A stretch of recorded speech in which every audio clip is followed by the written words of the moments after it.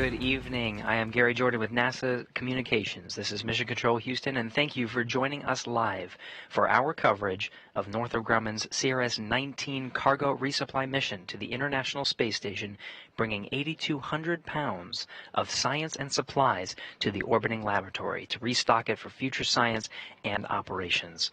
It's a beautiful day for launch over at Wallops Flight Facility. You're looking at a live view of the launch pad. That's Pad 0A at the Mid-Atlantic Regional Spaceport out at Wallops Island in Virginia. Beautiful day, 73 degrees Fahrenheit and sunny. We're looking at launch shortly before sunset over at Wallops Island, tracking down to a T0 at 7:31 p.m. Central Time, 8:31 p.m. Eastern Time. Thanks to all who are tuning in to our live coverage this evening from coast to coast. Special shout out to those at the International Space Station Research and Development Conference. For those who are out there, it is thanks to you and your contributions towards science and the relationships that have been built at that conference to bring science on this mission and future missions. Looking forward to all of the collaborations that are made this year for some of the science that we can see in the future. Thanks for joining us. Again, the time of liftoff is 8:31 p.m. and 14 seconds Eastern Time. Everything on track, still tracking a 20% probability of violation. That's 80% go. Weather looks good, and the range looks good for a launch this evening. That 8:31 p.m. Eastern Time is the opening of a 5-minute launch window. We're launching this in August 2023, approaching the 10th anniversary of Cygnus-1, or Cygnus Orb-D1, the demonstration flight of Cygnus, and the first time that Cygnus berthed with the International Space Station.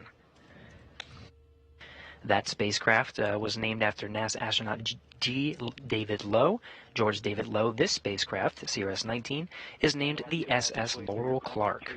Northrop Grumman is proud to name the CRS-NG-19 spacecraft in remembrance and celebration of the NASA astronaut. It is a company tradition to do so.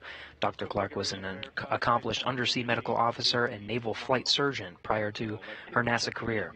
During her first and only space flight, CST-107, Dr. Clark and the rest of the crew aboard the Space Shuttle Columbia tragically lost their lives on February 1st, 2003, when the shuttle did not survive re-entry into Earth's atmosphere.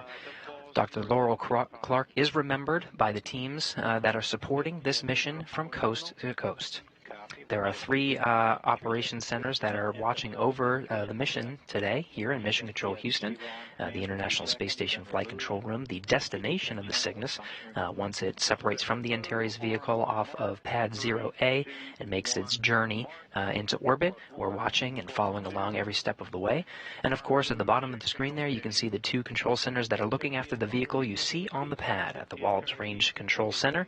They're watching over the launch of Antares from Pad 0A over at the Mid-Atlantic Regional Spaceport.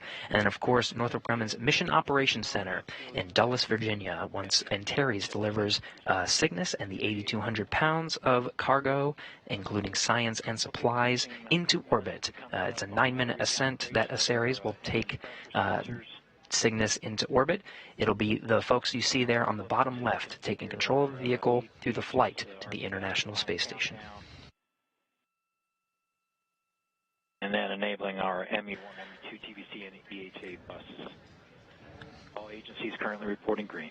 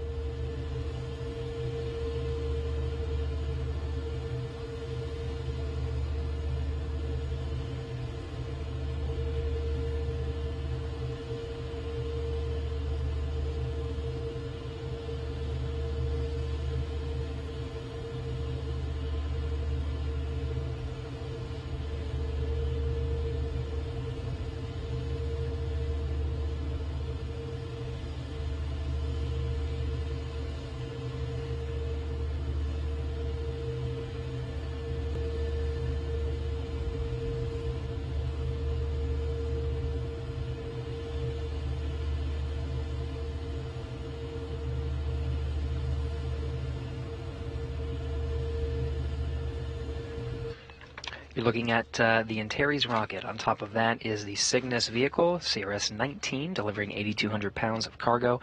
Fueling is wrapping up here. By the time we get to T0, it will be completely filled. You can see the LOX venting happening on the side of the vehicle right now. That's the oxidizer.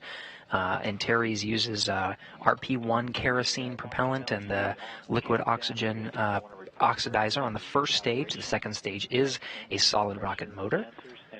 So that venting is part of the fueling process, and we'll continue to see that venting, the billowing of the cloudy smoke there on the side of the vehicle throughout the duration of the countdown to T0. Again, we're going down to 8:31 p.m. We're watching all of this from the International Space Station Flight Control Room. You can see it on the center of our screen. We're following along every step of the way, and we will continue to do so throughout the flight of Antares and the flight of Cygnus to the International Space Station. For launch, the teams here in the International Space Station Flight Control Room are led by Flight Director Marcos Flores. During the Orbit 3 shift, Marcos has the responsibility of the International Space Station and overseeing all the operations on board while the crew is in a sleep period. No Capcom today. If the crew needs anything during their sleep period, it'll be Marcos answering the call. The visiting vehicle officer is Ray Bijanes. It is his job here in Mission Control Houston to communicate with the teams that you saw earlier in Dulles, Virginia, the Northrop Grumman teams, and be working with them every step of the way to make sure Cygnus is making its incremental steps to rendezvous with the International Space Station for an on-time launch today. We're looking at a Friday morning rendezvous and berthing to the International Space Station. Ray will be watching the operations here for this leg of the trip. LC Prop 2 in work. Now, currently in a sleep period, though they may be waking up. It's midnight GMT aboard the International Space Station, but they could be tuning into this coverage. It is their sleep period, though, so they may be getting some well-deserved rest for the operations to capture and berth the Cygnus to the space station on Friday. From left to right, we have Frank Rubio, NASA astronaut, Dmitry Petelin of Roscosmos, Sultan Al-Nayati of the United Arab Emirates. We have Woody Hoburg there in the center frame, NASA astronaut. Right to his right is NASA astronaut Steve Bowen. Andrei Fedyaev is the Roscosmos cosmonaut to the right of Steve Bowen. And then rounding out the crew, the International Space Station's commander, Sergei Prokopyev. All 7 are on board the International Space Station right now, taken to the space station by a Crew Dragon and a Soyuz vehicle. Of this crew, it will be Woody Hoburg and Frank Rubio to perform the capturing operations for Cygnus on Friday. Check 388, 389, and site control, step 391 to go to ARMTEL for rapid retract. And in work, I'll report back in approximately 10 minutes when it's complete. Copy that, site control. LC Ops 1 TVC and EHA buses enabled. Roger, Ops 1, check 390. Here you can see a graphic of the Cygnus spacecraft and the Antares launch vehicle in its stacked configuration.